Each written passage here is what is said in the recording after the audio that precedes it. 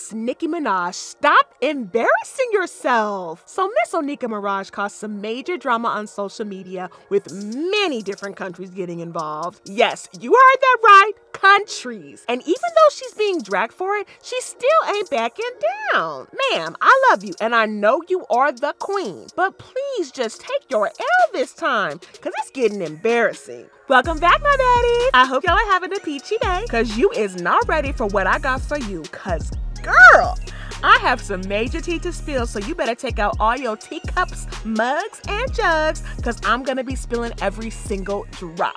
So, Nicki Minaj definitely ain't no stranger to controversy. I mean, y'all remember her fight with Cardi B at the New York Fashion Week in 2018, right? You know, the one which involved a whole lot of shoe throwing, getting bumps on the head, and paparazzi going crazy. Yeah, that one. But while her fight with Cardi B was crazy, what I think is Nicki Minaj's greatest controversy has gotta be her marriage. If you've been under a rock this entire time and didn't know that Miss Nicki got married, well, she did. Now, her getting married ain't exactly the problem here. Cause I mean, a lot of people were very happy for her and all that stuff, but the real problem is who she married. Now, Nicki is a queen in her own right. She could have had a pick of almost any man that she wanted, but she decided to get married to Kenneth Petty. Now, if you're wondering where you heard the name, it's probably because you heard it on the news. And unfortunately, Kenneth ain't been in the news for something nice. You see, he's got a history of mistreating women very badly, and it started way before he met Nicki. Way back in 1994, Kenneth Petty was arrested in New York for trying to sexually abuse a woman, and he was sentenced to prison after he pled guilty. We got to know all this only when the news broke in March 2020 that he failed to register as an offender in California. And I was like, wait, hold up, what?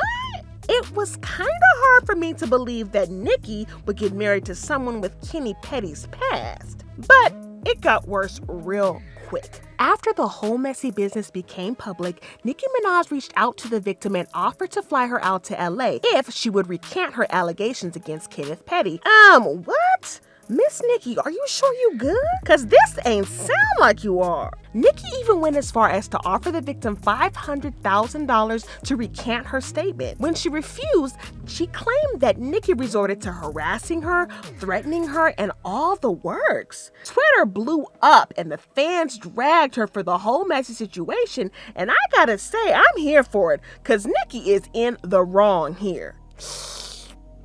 Now, while that whole situation is messy and shameful, that ain't why she's getting dragged now. She's getting dragged because she kind of sort of exposed herself as something of an anti-vaxxer. I'm gonna give you a little bit of backstory because y'all know that I like to keep my baddies in the know and updated on every single thing.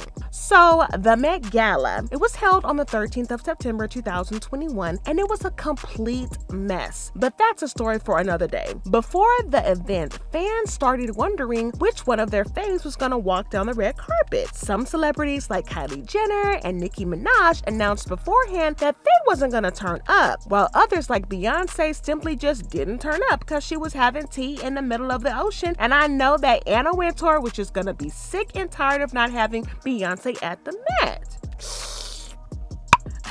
Anywho, while most celebrities ain't tell us why they skipped the Met, Nicki Minaj thought that we deserved to know and said that she wasn't going because the Met required everyone in attendance to be vaccinated and she wasn't going to be forced into taking the vaccine. She also didn't attend the VMAs on the 12th of September where she was supposed to perform for the same reason. She claimed that she was going to take the vaccine once she felt like she'd done enough research on it, which is kind of fair since it's her body, but then she's also got like zero experience and stuff like this because, you know, she's not a scientist. So what kind of research she's going to be doing? Reading what the actual scientists have done?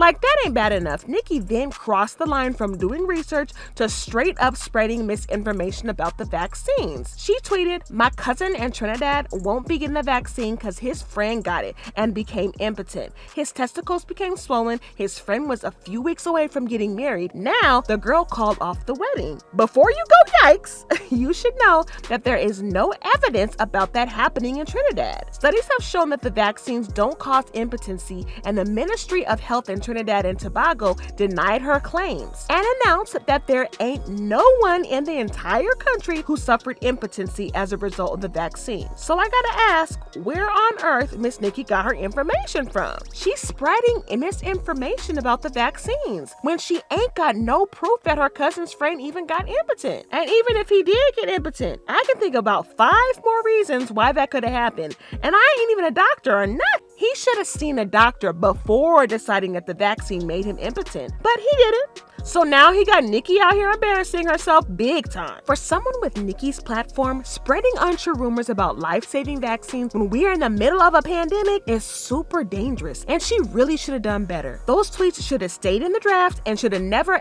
ever even seen the light of day. But as you can expect, she started getting all types of backlash for this tweet. Fans dragged her by her perfectly laid baby hairs and edges, and some celebrities, of course, chimed in too, especially Piers Morgan, who had quite a lot to say. Now, y'all know that white boy Piers loves nothing more than to stick his nose in black women's business. He just loves getting involved, and most of the time, he's just super mean about it. I mean, the cruel stuff that he says about my queen Meghan Markle, it just makes my blood boil. But that ain't what we talking about today. We talking about Piers Morgan coming for Nicki on Twitter, and Nicki coming right back for him. If there's anything y'all know about me, it's that I love a good social media fight. It all started when Piers tweeted Professor Witty beefing with the ghastly Nicki Minaj. One of the rudest madams I've ever met is not the breaking news that I expected today. Nicki didn't take that line down at all. No ma'am. She replied, "Sir, I've never met you. I know we all look alike." Piers replied to Nicki again and claimed that they met on the set of America's Got Talent when she refused to say hello to his 3 sons because she was too busy. Then Nicki called him a liar and said that she never turns down pictures with kids. Oh wait, here's my favorite part. She also called him a stupid piece of Wait. That was an epic showdown, if I do say so myself. Somehow, she still managed to make things worse. She tweeted that she was invited to the White House to talk about the vaccine and ask questions on behalf of the people who have been made fun of or simply being human. This seems smart, and it kind of looks like she's trying to educate herself by starting at the top of the American government. But psych, she was never invited. Don Lemon tweeted that Nicki was, in fact, offered a conversation with the doctor to clarify the efficacy and side effects of the vaccine and not a visit to the White House. And Nicki got us all out here thinking that she was gonna be sitting, having tea, and with a nice little educated convo with Joe and Kamala. But like that ain't bad enough, Don Lemon further said that the visit was actually a call, not a physical visit, and that the White House had offered the same call to a lot of other people. Make that a double yikes. Now, it's entirely possible that Nicki misunderstood the entire thing and thought that she was actually invited to the White House to talk about the vaccine, but I don't think so. I mean, the invitation gotta come with an address for the meeting, right? Now, if you think that Nicki can't go lower than this, then you're wrong. She got suspended on Twitter, which is saying a lot, because Twitter gotta be the most liberal social media platform out there. Twitter has a strict policy on spreading misinformation about COVID and the vaccines, so I can't really say that I was surprised when I saw that her account had been disabled by Twitter. But rather than take her L like a champ, Nicki took to Instagram to express the disbelief that she got banned on Twitter and saying that she ain't never going back to Twitter. Like, man, you a celebrity with a huge following and you spreading the wrong info. What on earth did you expect? That you get a hug and a pat on the back? If you aren't careful, you're gonna get banned from Instagram too. And then where you gonna go next? Facebook? MySpace? Come on, girl.